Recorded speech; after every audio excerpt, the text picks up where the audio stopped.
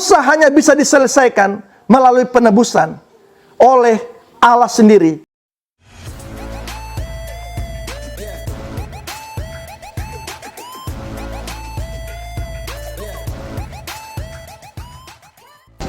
Shalom, selamat pagi Bapak Ibu dan Saudara sekalian. Saat ini kita akan mendengarkan firman Tuhan yang akan memberikan kita kekuatan dan pengharapan di dalam Kristus Yesus. Karena itu mari kita berdoa sekali lagi, kita mohon supaya Tuhan membuka pikiran kita agar kita dapat mengerti firman Tuhan ini dan kita akan diberkati oleh firman Tuhan. Mari kita berdoa. Tuhan, kami bersyukur karena Engkau memberikan kepada kami firman-Mu yang memberikan kami kekuatan, yang memberikan kami pengharapan yang tidak pernah kami sesali. Karena pengharapan di dalam Tuhan adalah pengharapan yang pasti. Kami percaya Tuhan bahwa firman-Mu ini akan memberikan kami pengetahuan yang benar untuk hidup sesuai dengan kehendak-Mu. Karena itu kami berdoa kiranya Tuhan pimpin kami sepanjang kami mendengarkan firman Tuhan ini, supaya kami dibukakan pikiran kami untuk mengerti kehendak-Mu ya Tuhan. Kami mohon kiranya Roh Kudus tuntun kami pada saat ini. Di dalam nama Tuhan Yesus Kristus kami berdoa. Amin. Bapak, Ibu, dan Saudara sekalian yang saya kasih dalam Tuhan, saya mengajak kita pada saat ini membuka firman Tuhan di dalam 1 Korintus pasal yang ke-15. 1 Korintus pasal yang ke-15. Saya akan membaca ayat yang pertama sampai ayat yang ke-4. 1 Korintus pasal ke-15 ayat pertama sampai ayat yang ke-4. Dan sekarang saudara-saudara, aku mau mengingatkan kamu kepada Injil yang aku beritakan kepadamu dan yang kamu terima, dan yang di dalamnya kamu teguh berdiri. Oleh Injil itu kamu diselamatkan, asal kamu teguh berpegang padanya, seperti yang telah kuberitakan kepadamu. Kecuali kalau kamu telah sia-sia saja menjadi percaya. Sebab yang sangat penting telah kusampaikan kepadamu, yaitu apa yang telah kuterima sendiri, ialah bahwa Kristus telah mati karena dosa-dosa kita, sesuai dengan kitab suci, bahwa Ia telah dikuburkan, dan bahwa Ia telah dibangkitkan pada hari yang ketiga, sesuai dengan kitab suci. Saudara yang saya kasih di dalam Tuhan, Rasul Paulus ingin mengingatkan kepada murid-murid Yesus Kristus, orang-orang percaya di Korintus, dan kepada kita sekalian yang percaya kepada Yesus. Dia ingin mengingatkan kepada kita sekalian tentang Injil yang dia telah beritakan dan yang telah diterima oleh orang-orang percaya, baik yang ada di Korintus maupun di seluruh dunia saat ini. Dia ingin meyakinkan kepada kita semua bahwa karena Injil itulah, oleh Injil itulah kita diselamatkan. Karena Injil menjelaskan tentang jalan keselamatan satu-satunya kepada Allah, yaitu melalui Kristus Yesus. Injil ini memberitakan kabar baik tentang keselamatan yang Allah sediakan kepada seluruh umat manusia di dunia ini. Dan karena itu Paulus ingin meyakinkan kepada jemaat sekalian bahwa ketika mereka sudah terima Injil yang mereka dengar itu, mereka harus berpegang teguh kepada Injil itu. Sebab Injil itulah, karena Injil itulah, oleh Injil itulah kita telah diselamatkan. Artinya bahwa selama mereka berpegang teguh kepada Injil itu, maka mereka harus yakin keselamatan yang telah mereka terima itu adalah sesuatu yang pasti. Saudara-saudara yang saya kasih dalam Tuhan, Paulus katakan bahwa yang sangat penting, ayat yang ketiga, sebab yang sangat penting telah kusampaikan kepadamu, yaitu apa yang telah kuterima sendiri. Saudara, berita Injil bukan berita yang penting. Mungkin saudara kaget ya. Berita Injil bukan berita yang penting, tetapi berita Injil adalah berita yang sangat penting. Ini bukan hanya sekedar berita yang penting, tetapi berita yang sangat penting.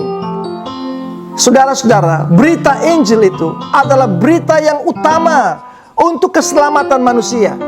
Itu sebabnya berita Injil adalah berita yang sangat penting, saudara-saudara, untuk kita dengar, untuk kita terima, dan kita yakini, supaya kita beroleh keselamatan.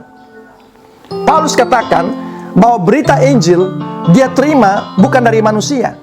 Dia katakan di sini, sebab yang sangat penting telah kusampaikan kepadamu, yaitu apa yang telah kuterima sendiri. Paulus menerima berita Injil ini bukan karena diajarkan oleh manusia, tetapi dia terima oleh pewahyuan dari Kristus Yesus sendiri kepada dia. Di dalam kitab Galatia pasal yang ke-1, mari saudara-saudara kita lihat Galatia pasal 1. Galatia pasal 1 ayat yang ke-11. Rasul Paulus katakan, sebab aku menegaskan kepadamu, saudara-saudaraku, bahwa Injil yang kuberitakan itu bukanlah Injil manusia. Ini bukan Injil yang diajarkan manusia. Ayat 12 katakan, karena aku bukan menerimanya dari manusia, dan bukan manusia yang mengajarkannya kepadaku, tetapi aku menerimanya oleh penyataan Yesus Kristus. Saudara-saudara, Injil yang Paulus beritakan bukanlah rekayasa manusia, bukanlah diajarkan manusia. Ini bukan teori yang dibangun oleh pikiran manusia, tetapi ini adalah Injil, kabar baik yang disampaikan oleh Kristus Yesus sendiri kepada manusia, yang disampaikan kepada Paulus, sehingga Paulus dengan yakin memberitakan Injil ini kepada kita sekalian. Saudara-saudara, Injil ini adalah berita yang sangat penting. Kenapa saudara-saudara berita Injil adalah berita yang sangat penting, yang Paulus terima sendiri langsung dari Tuhan?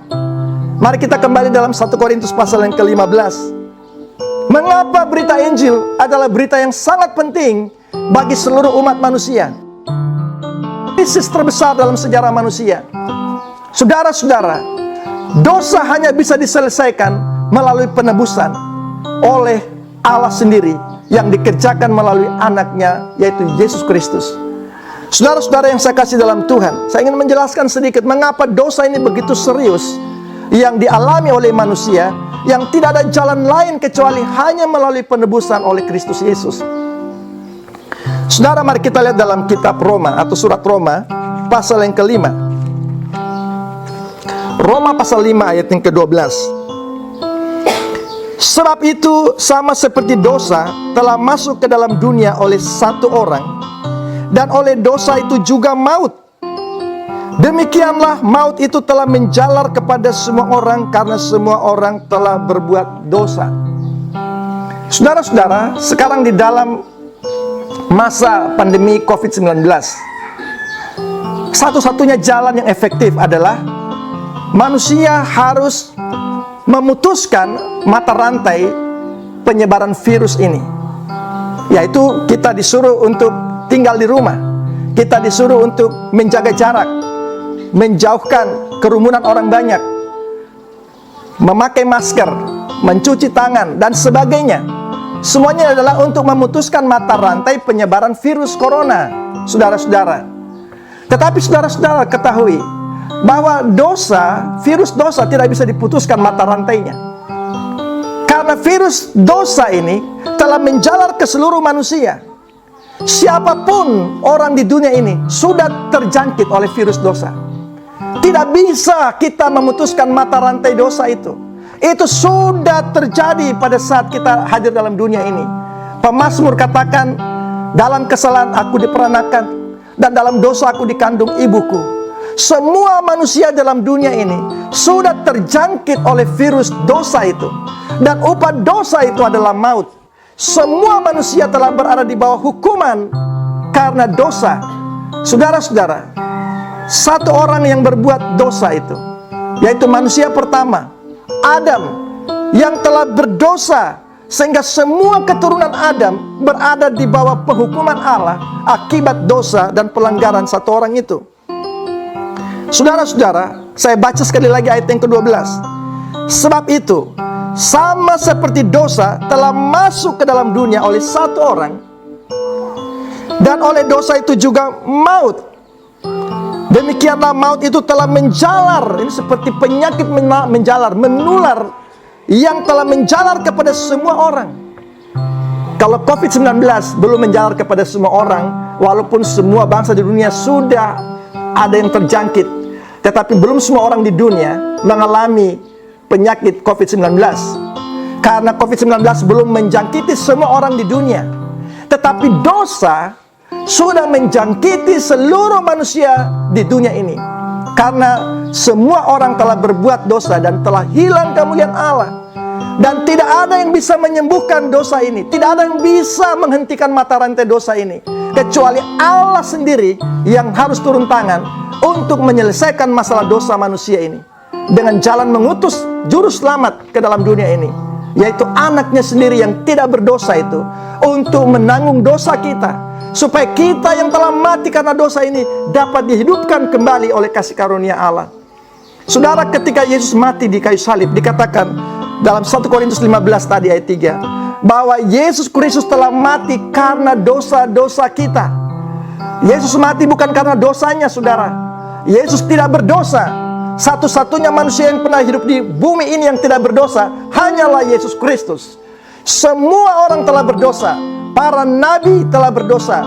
Semua pemimpin-pemimpin agama, semuanya telah berdosa.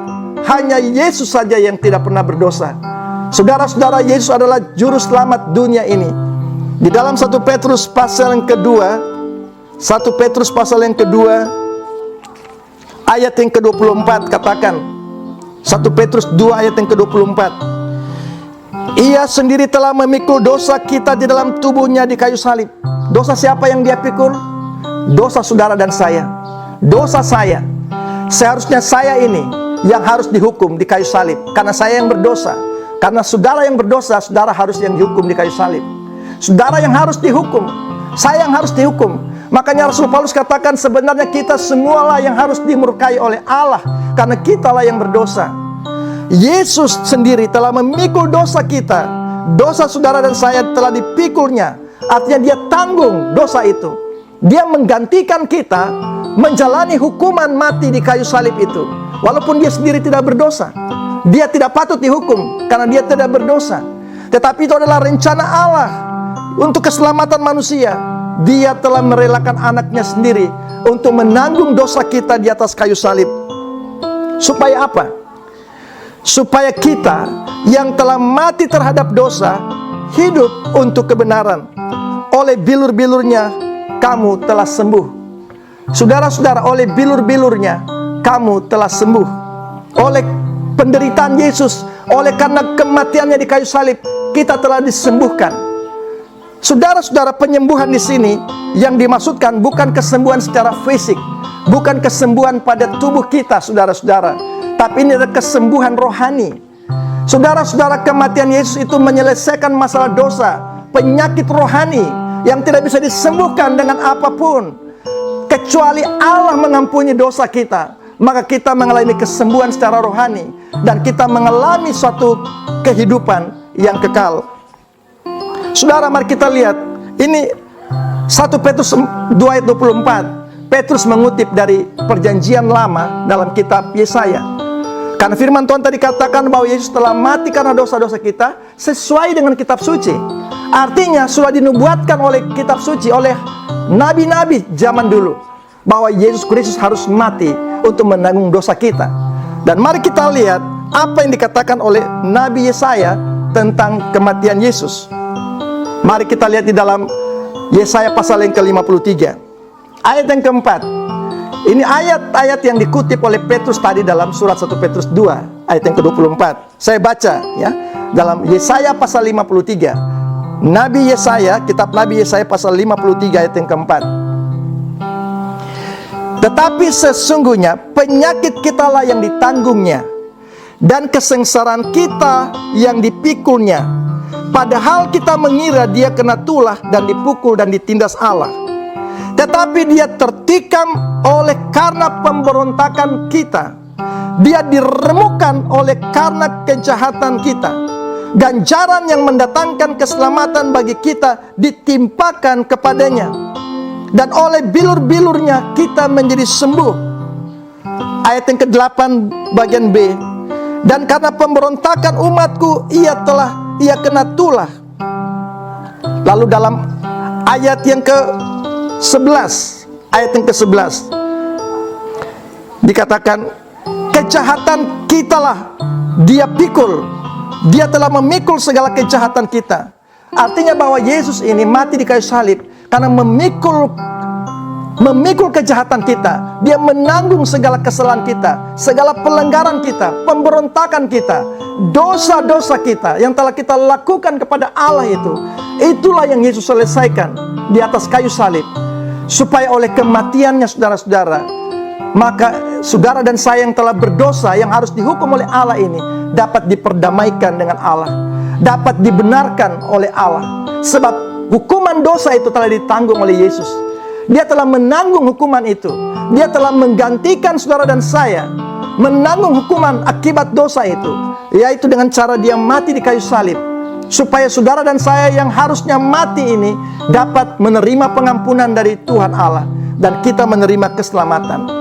Saudara-saudara, pasal 5 katakan, pasal 53 ayat yang ke-5 katakan tadi, tetapi dia tertikam oleh karena pemberontakan kita. Dia diremukan, dia dihancurkan, dia disalibkan karena kejahatan kita. Saudara-saudara, tidak ada seorang pun yang benar di dunia ini. Semua orang telah berdosa. Seorang pun tidak ada yang benar, karena semua manusia telah berdosa. Dan satu dosa saja saudara-saudara yang kita lakukan sudah membuat kita tidak layak di hadapan Allah yang Maha Kudus. Saudara-saudara, berapa banyak dosa yang kita telah lakukan? Begitu banyak dosa dan kesalahan yang kita lakukan. Dosa itu bukan hanya hal-hal yang kelihatan, seperti membunuh, mencuri, berzina. Mungkin saudara tidak membunuh, saudara tidak mencuri, saudara tidak berzina. Tetapi bagaimana dengan dosa pikiran saudara? Dosa yang tidak kelihatan, iri hati, kemarahan, kebencian, kepahitan. Saudara-saudara, ini semua adalah dosa saudara-saudara, yang hanya bisa diselesaikan oleh penebusan oleh darah Kristus itu. Saudara-saudara, karena itu kita bersyukur kepada Tuhan. Yesus Kristus telah mati untuk saudara dan saya. Dia telah mati karena dosa-dosa kita. Oleh karena itu Injil ini adalah berita yang penting, yang sangat penting. Karena kematian Yesus menyelesaikan akar masalah di dunia ini, yaitu menyelesaikan dosa saudara dan saya. Yang kedua dikatakan dalam 1 Korintus 15 tadi. Mari kita kembali dalam 1 Korintus 15. 1 Korintus 15 ayat yang keempat, bahwa ia telah dikuburkan. Saudara, Yesus dikuburkan menunjukkan bahwa dia benar-benar mati. Dia bukan pingsan. Orang yang pingsan tidak boleh dikuburkan. Hanya orang mati yang dikuburkan. Saudara, ini untuk meyakinkan bahwa Yesus itu benar-benar mati. Upah dosa itu adalah maut. Itulah yang ditanggung oleh Yesus. Dia telah dikuburkan. Dan puji Tuhan bahwa pada hari yang ketiga dikatakan, pada hari yang ketiga sesuai dengan kitab suci, dia telah dibangkitkan. Ayat yang keempat. Dan bahwa ia telah dibangkitkan pada hari yang ketiga sesuai dengan kitab suci. Saudara yang saya kasih dalam Tuhan, kita patut bersyukur karena Yesus tidak hanya mati saja lalu dikuburkan, tetapi dia bangkit pada hari yang ketiga. Ini membuktikan apa saudara-saudara? Ini membuktikan bahwa maut, yaitu upah dosa, telah dikalahkan oleh Kristus. Saya membaca dalam pasal 15 ayat yang ke-26. Ayat yang ke-26. Musuh yang terakhir yang dibinasakan ialah maut. Maut, kematian. Saudara, saya mau tanya, mengapa banyak orang, bahkan kita semua takut dengan COVID-19? Ketika kita dianjurkan untuk tinggal di rumah, kita tinggal di rumah. Kenapa kita semua takut kepada COVID-19? Karena penyakit ini membawa kematian. Karena penyakit ini membawa maut, saudara-saudara. Ini bukan penyakit yang biasa. Ini penyakit yang luar biasa, yang bisa menyebabkan kematian. Dan karena itu orang sangat takut dengan penyakit ini. Dan memang firman Tuhan katakan bahwa kematian adalah musuh manusia. Tetapi musuh manusia ini telah dikalahkan oleh Yesus Kristus dengan bangkit dari kematian. Ketika dia bangkit dari kematian, dia menunjukkan bahwa kuasanya lebih besar daripada kematian itu sendiri. Dia telah mengalahkan kematian. Musuh yang terakhir yang dibinasakan ialah maut. Ketika Yesus bangkit dari kubur, dia menyatakan bahwa dia berkuasa atas maut. Maut tidak berkuasa menahan dia di dalam kubur. Dia bangkit, dia hidup, dia mengalahkan maut itu sendiri. Sehingga apa, saudara-saudara? Dia berkata dalam Injil Yohanes pasal yang ke-11, ketika Lazarus dibangkitkan oleh Yesus, dia ingin menyatakan kepada orang-orang pada waktu itu bahwa dia adalah kebangkitan. Saya baca Yohanes pasal 11, Yohanes 11 ayat yang ke-25. Yohanes 11 ayat yang ke-25. Jawab Yesus, "Akulah kebangkitan dan hidup." Saudara-saudara, tidak ada seorang pun nabi di dunia ini, tidak ada seorang pemimpin agama di dunia ini yang pernah berkata, "Akulah kebangkitan dan hidup."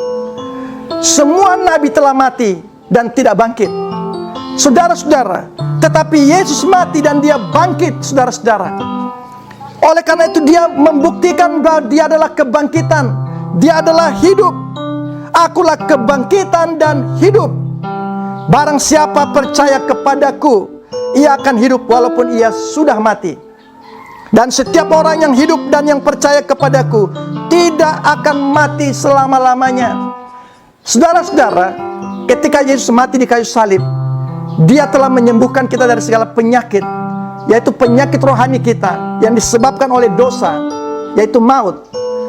Dan saudara-saudara, ini membuktikan kepada kita sekalian bahwa maut tidak berkuasa lagi dalam kehidupan kita, yaitu maut, yaitu kebinasaan. Memang saudara dan saya bisa mati secara jasmani, tubuh kita ini. Sebab yang dijanjikan oleh Tuhan untuk tubuh yang tidak pernah sakit, tubuh yang tidak pernah menderita lagi, yaitu tubuh rohania, tubuh kebangkitan. Bukan tubuh jasmani ini, saudara-saudara. Saudara-saudara, Yesus Allah tidak pernah menjanjikan bahwa orang-orang yang percaya kepada Yesus tidak akan pernah sakit lagi. Yang Tuhan janjikan bahwa kita akan menerima tubuh rohania, tubuh surgawi, tubuh yang tidak pernah sakit itu. Tidak ada kematian pada tubuh yang mulia itu. Itu nanti kita akan terima sesudah kita mengalami kebangkitan. Tetapi selama kita hidup dalam tubuh jasmani ini, tubuh rohania ini, Paulus katakan di dalam tubuh ini kita lemah, saudara-saudara. Itu sebabnya banyak yang meninggal karena sakit penyakit, termasuk orang-orang yang memberitakan tentang firman Tuhan. Saudara-saudara, banyak hamba Tuhan yang setia melayani Tuhan akhirnya meninggal karena sakit penyakit, saudara-saudara. Karena memang Tuhan tidak pernah menjanjikan kesembuhan total yang sempurna di dalam tubuh jasmani ini. Tetapi tubuh rohania, tubuh surgawi yang akan kita terima, itu adalah tubuh yang tidak pernah menderita selama-lamanya. Saudara-saudara yang saya kasih di dalam Tuhan, kita bersyukur karena kita punya pengharapan ini, saudara-saudara. Kita punya pengharapan di dalam Kristus, bahwa di dalam tubuh kemuliaan ini kita tidak akan pernah menderita lagi setelah kita mengalami kebangkitan. Oleh karena itu, saudara-saudara, saya kira berita tentang atau doktrin tentang teologi sukses ini belum sepenuhnya mengajarkan seluruh kebenaran firman Tuhan. Memang saudara-saudara, Tuhan menjanjikan kuasa kesembuhan ketika kita berdoa dan Tuhan sembuhkan penyakit kita. Dan saya juga pernah disembuhkan oleh Tuhan. Ketika saya sakit, saya berdoa, Tuhan sembuhkan. Tetapi saudara-saudara, ini tidak menjadi jaminan bahwa kita tidak akan pernah sakit di dalam tubuh ini, saudara-saudara. Bahkan kita tahu banyak hamba Tuhan yang memberitakan tentang teologi kesembuhan ini, atau teologi sukses, atau teologi kemakmuran, prosperity theology ini. Mereka juga telah meninggal karena sakit, saudara-saudara. Mereka juga banyak yang menderita, mengalami sakit kanker, serangan jantung, dan mati, saudara-saudara. Karena memang Tuhan tidak pernah menjanjikan bahwa kita akan tetap sehat dalam tubuh yang sementara ini. Darah dan daging ini tidak akan mewarisi kerajaan surga, saudara-saudara. Yang Tuhan janjikan bahwa kita akan mengalami tubuh kebangkitan. Tubuh yang dibangkitkan itu adalah tubuh yang sempurna nanti. Bukan di bumi ini, tetapi di surga, saudara-saudara. Ini adalah pengharapan bagi kita. Itu sebabnya berita Injil adalah berita yang sangat penting, karena memberikan kepada kita jaminan kehidupan setelah kematian. Karena itu saudara-saudara, kalau engkau sakit, saudara pertama-tama koreksi. Kalau itu ada dosa, saudara minta ampun kepada Tuhan. Tuhan ampuni saudara dan Tuhan sembuhkan saudara. Tetapi kalau saudara memang diizinkan Tuhan sakit untuk menguji imanmu, saudara jangan mengeluh, saudara jangan bersungut-sungut. Saudara berdoa kepada Tuhan supaya imanmu dikuatkan. Gereja mula-mula saudara-saudara, mereka banyak menderita. Gereja mula-mula mereka banyak mengalami aniaya penderitaan. Banyak orang-orang Kristen sekarang pun mengalami aniaya penderitaan. Di Cina, di negara-negara komunis, negara-negara yang tidak mengakui adanya Tuhan, negara-negara yang melarang adanya kekristenan. Banyak orang Kristen menderita, banyak orang Kristen sakit, banyak orang Kristen yang sengsara saudara-saudara. Tetapi mereka percaya akan adanya tubuh kebangkitan. Saudara, bukankah kita juga mengaku dalam pengakuan iman kita, aku percaya kepada Roh Kudus, gereja yang kudus, dan persekutuan orang kudus, dan pengampunan dosa, serta kebangkitan tubuh, kebangkitan daging. Ini yang kita percayai, bahwa kita akan mengalami suatu kehidupan dalam tubuh yang mulia, yang tidak pernah menderita, yang tidak pernah sakit, yang tidak pernah mati lagi. Itu adalah tubuh kemuliaan yang dijanjikan Tuhan. Saudara-saudara, ini adalah berita yang penting yang disampaikan pada kita. Oleh karena itu, saudara-saudara, sekali lagi, Paulus katakan bahwa ini adalah sangat penting aku sampaikan. Yang pertama apa saudara, berita yang sangat penting? Bahwa Kristus telah mati karena dosa-dosa kita. Dosa saudara dan saya telah ditanggung oleh Kristus di kayu salib. Yesus telah menanggung dosa kita di kayu salib, sehingga kita dibenarkan oleh Allah, yaitu kita yang percaya kepada Yesus Kristus. Dan yang kedua, bahwa Kristus telah bangkit dari kematian untuk memberikan kita jaminan mengalami kebangkitan setelah kematian. Dia adalah kebangkitan dan hidup. Barang siapa percaya kepada Yesus, ia tidak akan mati selama-lamanya, melainkan dia akan dibangkitkan dan diberikan tubuh yang baru, tubuh yang mulia, yang tidak pernah mati selama-lamanya.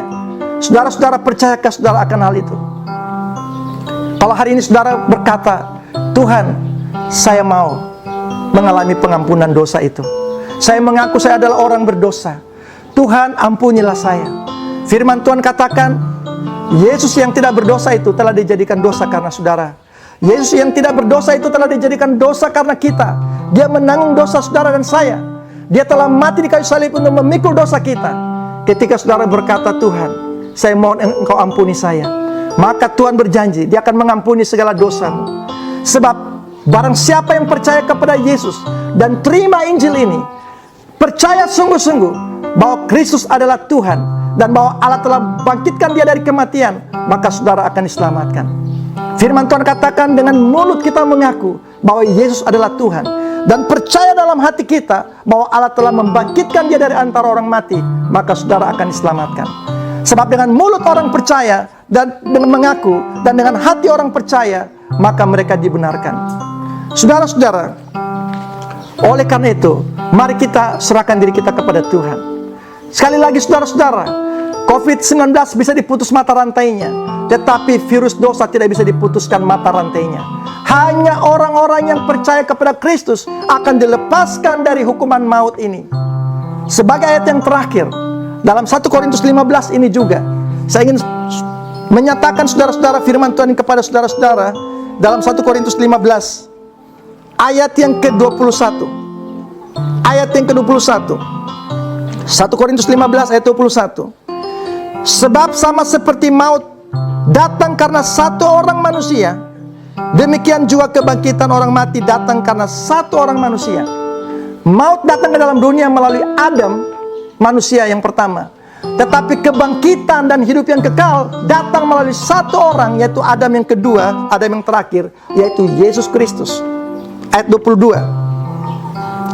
Karena sama seperti semua orang mati dalam persekutuan dengan Adam, demikian pula semua orang akan dihidupkan kembali dalam persekutuan dengan Kristus. Jika saudara ingin mengalami kehidupan kebangkitan, maka saudara harus dipersatukan dengan Kristus. Karena semua orang dalam persekutuan dengan Adam yang dilahirkan dari keturunan manusia, semuanya telah berada di bawah hukuman dosa itu. Tetapi ketika saudara percaya kepada Yesus Kristus, saudara akan dimasukkan ke dalam persekutuan dengan Yesus. Maka dikatakan saudara mengalami suatu kehidupan, yaitu kehidupan yang kekal. Dikatakan di sini, demikian pula semua orang akan dihidupkan kembali. Dihidupkan kembali, artinya dulunya telah mati. Saudara dan saya dulunya telah mati karena dosa kita. Secara rohani kita telah mati oleh dosa kita. Tetapi ketika kita percaya kepada Yesus, kita dihidupkan kembali, saudara-saudara. Ketika saudara percaya kepada Yesus, saudara dihidupkan kembali. Secara roh saudara dihidupkan. Dan saudara menerima jaminan hidup yang kekal. Oleh karena itu saudara-saudara, saya akan mengakhiri firman Tuhan pada pagi hari ini dengan memberikan saudara kesempatan untuk memilih Yesus sebagai Tuhan dan Juru Selamatmu, supaya dosa-dosamu diampuni, supaya engkau menerima satu jaminan keselamatan, yaitu hidup yang kekal. Sebab Allah menyediakan keselamatan ini bagi semua orang di dunia ini. Allah tidak menghendaki seorang pun binasa. Allah tidak menghendaki seorang pun binasa. Kalau ada orang yang masuk neraka, itu karena pilihannya sendiri. Itu bukan dikirim oleh Tuhan ke neraka, tetapi orang itu memilih jalannya. Mereka memilih jalannya karena mereka disesatkan oleh dosa itu. Tetapi Allah datang untuk mencari yang terhilang. Allah memanggil mereka semua. Kita semua dipanggil oleh Tuhan kepada persekutuan dengan Dia, supaya kita diselamatkan. Kalau saudara menyerahkan dirimu kepada Yesus Kristus hari ini, maka saya percaya saudara-saudara, janji Tuhan Allah, saudara akan diampuni dosamu, dan saudara akan menerima hidup yang kekal. Saudara akan mengalami kebangkitan setelah kematian. Saudara, ini adalah berita yang sangat penting yang telah disampaikan pada hari ini kepada saudara sekalian. Kiranya Tuhan memberkati kita sekalian. Mari kita berdoa. Bapa kami di dalam surga, kami percaya bahwa firman Tuhan yang telah disampaikan pada pagi hari ini adalah berita yang sangat penting. Sebab Kristus telah mati karena dosa-dosa kami, dosa-dosa kita di kayu salib. Dia telah dikuburkan karena Dia telah mati. Lalu pada hari ketiga Dia bangkit dari kematian untuk membuktikan bahwa Dia berkuasa atas kematian. Dia berkuasa atas maut dan memberikan pengharapan kepada orang yang percaya kepadanya. Sehingga Dia berkata, akulah kebangkitan dan hidup. Barang siapa yang percaya kepadaku, dia tidak akan mati selama-lamanya. Dia akan bangkit setelah kematian. Oleh karena itu Bapa di surga, kami berdoa, kiranya Tuhan akan meyakinkan kepada kami sekalian, Roh Kudus yakinkan kami akan berita yang sangat penting ini, supaya kami percaya kepada Kristus Yesus sebagai Tuhan dan Juru Selamat kami. Terima kasih Bapa di surga. Terpujilah Engkau Tuhan. Kiranya Engkau menjamah setiap orang yang mendengarkan firman Tuhan ini, dan Roh Kudus meyakinkan mereka bahwa tidak ada jalan keselamatan di luar Kristus Yesus. Sebab Yesuslah yang ditentukan oleh Allah untuk menjadi jalan keselamatan bagi seluruh umat manusia di dunia ini. Terima kasih Bapa di surga. Terpujilah Engkau ya Tuhan. Di dalam nama Tuhan Yesus Kristus kami telah berdoa. Amin.